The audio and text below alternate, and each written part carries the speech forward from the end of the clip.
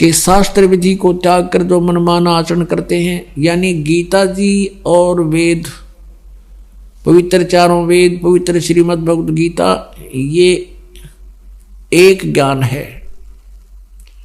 गीता जी में कोड वर्डों में संक्षिप्त है चारों वेदों का, और साथ में इस गीता ज्ञान दाता का इस गीता में अपना मत भी है। जो इसका अपना मत है वो हमें मान्य नहीं है यदि वो वेदों से नहीं मिलता। वेद क्या है?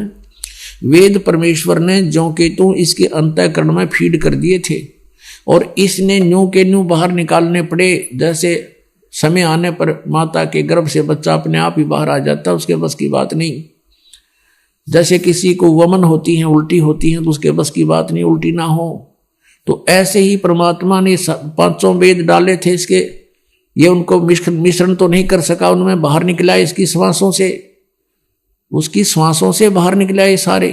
अब पहले तो इसको समझना बड़ा कठिन था कि ऐसे कैसे हो सकता है। आजकल बहुत आसान है। जैसे एक छोटी सी चिप होती है, उसमें कितना मैटर उसके अंदर फीड होता है, और कंप्यूटर में डालकर उसको दूसरे में निकाल ले, प्रिंट इतना ढेर लग जाता है, वो प्रिंट निकाल देता है, और अंदर एक छोटी सी चिप है। तो ऐसे ये श्वासों से ये 500 वेद बाहर आ गए ज्योति निरंजन के, काल के, ब्रह्म के शरीर से। इसने देखा, उनको पढ़कर 5वां जो वेद था सूक्ष्म वेद, उसमें बहुत अत्यधिक जानकारी थी उस परमेश्वर की। ये मंत्र लिखे थे उसमें सारे, इसने उसको सभा कर दिया, नष्ट कर दिया, यानी उसको नहीं दिया, छुपा दिया, और 4 वेद दे दिए हमारे को कि लो इसमें मिश्रण नहीं कर सका वो इस वेदों में। अब इसने गीता का ज्ञान वेदों वाला बोला, इसमें थोड़ा सा अपना मत डाल दिया, बार बार कहता है ये मेरा मत है। वो समय आने पर बताएंगे अभी इतना समय। तो अब हमने देखना कि पुराण क्या है और गीता और वेद क्या है। वेद और Gita God given spiritual knowledge है। जो गीता में ज्ञान है वो वेदों वाला है, और वेद परमात्मा ने दिए हैं पूर्ण ब्रह्म ने। तो जो वेदों और गीता में जो लिखा है वो परमात्मा का आदेश है, जो करना है बस, नथिंग एल्स। वो तो है शास्त्र अनुकूल, उसको त्याग कर जो भी हम साधनाएं करते हैं वो व्यर्थ है। अपनात्मा जैसे पुराण है, पुराण किसने बोला ज्ञान? ब्रह्मा जी ने, और ब्रह्मा जी से सुना दक्षादि ऋषियों ने, उन ऋषियों से सुना आगे ऋषियों ने, उनसे सुना आगे ऋषियों ने। तो जिस जिस ऋषि ने जो ज्ञान सुना जिस भी विषय में, उसमें ब्रह्मा वाला ज्ञान प्लस में अपना अनुभव, और प्लस में अन्य से कुछ दंत कथा सुनी हुई बना करके पुराण बना दिया। और उस पुराण में उसका लेखक का नाम, उसका जो वक्ता का नाम लिख दिया कि उसका वक्ता ये है, लेकिन लेखक इसका सबका व्यास जी है। अब जो ज्ञान वेदों से मिलता है पुराण में तो वो सही है, और जो वेदों से अलग जो ज्ञान उसमें है वो उस ऋषि या ब्रह्मा की अपनी अनुभव सोच है, वो हमने पालन नहीं करनी है। क्योंकि परमात्मा का विधान है वेद और गीता, उसमें जो सिमरण भक्ति विधि लिख रखी है हमने उतना ही मंत्र जाप करें, उसे अलग करेंगे तो शास्त्रीय विदिता का मनमाना आचरण हो गया। तो वो हमने नहीं करना है। फिर उससे क्या हानि होगी? जैसे एक व्यक्ति का मित्र था दरोगा जी, SHO, और उस व्यक्ति ने अपने मित्र SHO से कहा कि मेरा एक पड़ोसी मुझे बहुत दुखी कर रहा है, गुआंढी साथ वाले मकान में बहुत तंग करता है, बहुत प्रार्थना कर ली, पंचायत भी कर ली, वो मुझे परेशान करने से बात नहीं आ रहा, तो क्या करूं? SHO ने कहा उसका मार लठ, माफ देख लूंगा। उसने अपने मित्र SHO एक अधिकारी की आज्ञा का पालन करके उस अपने पड़ोसी के साथ झगड़ा ठान लिया, उस झगड़े में उस पड़ोसी की मृत्यु होगी उसके हाथ से। अब उसने उस व्यक्ति ने अधिकारी की आज्ञा का पालन करके जो विधान तोड़ दिया राजा का, उसके अंतर्गत उसको सजाए मौत होगी।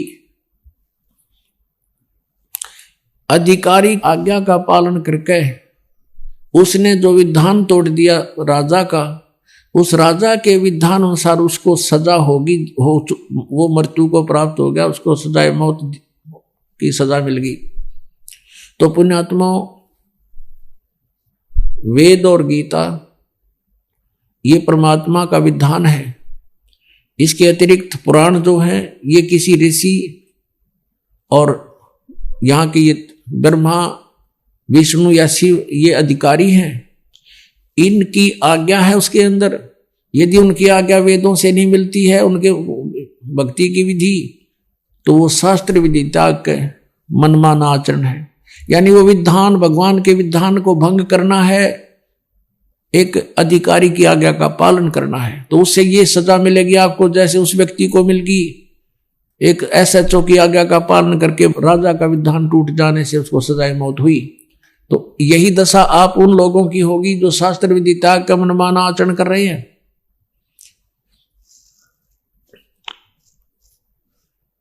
तो पुण्यात्मा, श्रीमद् भगवत गीता अध्याय नंबर 4 के श्लोक नंबर 25 से लेकर 31 तक कहा है कि कोई तो ऐसी साधना करता है, कोई झरनों में खड़ा हो जाता है, कोई तपस्या करता है, कोई ब्रह्म पूजा करता है, कोई देवताओं की पूजा करता है, कोई केवल स्वाध्याय ही करता रहता है।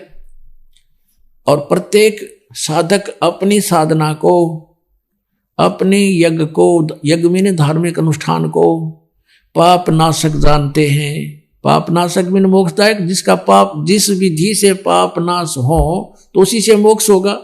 पाप हमें मोक्ष नहीं होने देते, लेकिन वो सभी अपनी अपनी साधना को पाप नाशक जानने वाले हैं। अब गीता जी अध्याय नंबर 4 के श्लोक नंबर 32 में कहा कि सच्चिदानंद घन ब्रह्म की वाणी में इन्हीं यज्ञों के बारे में बहुत विस्तार के साथ से लिखा है, कौन सी करनी चाहिए और कौन सी ना करनी चाहिए, उनमें सारा ज्ञान है। तो वो तत्व ज्ञान है। उस तत्व ज्ञान को तू तत्वदर्शी संतों के पास जाकर समझ, वो फिर बताओगे, वो आपको फिर साधना बताएंगे उस परमात्मा की कैसी करनी चाहिए और कौन सी ना करनी चाहिए, वो त्याग भी। तो वो सच्चिदानंद घन ब्रह्म की वाणी, कबीर परमेश्वर की वाणी, यानी जो परमात्मा ने स्वयं आकर अपना ज्ञान अपने मुखारविंद से बोला, या वो ज्ञान जो अपने मुखारविंद से बोला हुआ एज इट इज किसी संत को दे दिया, जैसे आदरणीय गरीबदास साहिब जी को दिया, आदरणीय नानक साहिब जी को दिया, आदरणीय मुलुकदास साहिब जी को दिया, आदरणीय धर्मदास साहिब जी को दिया, आदरणीय गीसादास साहिब जी गांव खेखड़ा उत्तर प्रदेश वाले को दिया, और आदरणीय मुलुकदास साहिब जी को दिया। तो इन महापुरुषों का तो दास को ज्ञान है जिनको भगवान मिले, और उनकी वाणी भी दास ने पढ़ी है। उनके अपने सतर की जो ज्ञान है वो बिल्कुल जो का तो सुख संवेद से मिलता है, सच्चिदानंद घन ब्रह्म कबीर वाणी से मिलता है, मेल खाता है।